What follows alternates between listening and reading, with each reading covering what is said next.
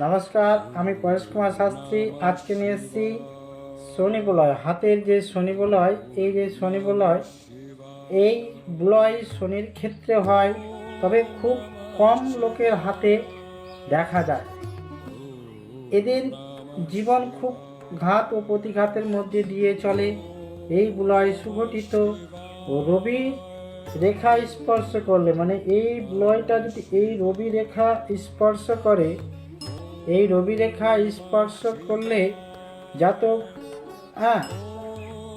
দুঃখী হয় বটে, তবে ঘাত প্রতিঘাতের মধ্যে দিয়ে লক্ষ্য পৌঁছায় এবং সে সিদ্ধি লাভ করে।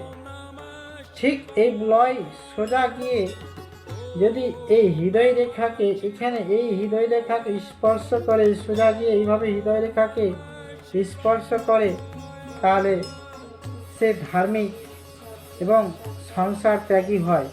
সংসার দুঃখী হয়ে সে ধার্মিক কাজে যুক্ত হয়ে যায়। ভাগ্যরেখার উপরে এই বলয়, মানে এই ভাগ্যরেখার উপরে, এই বলয়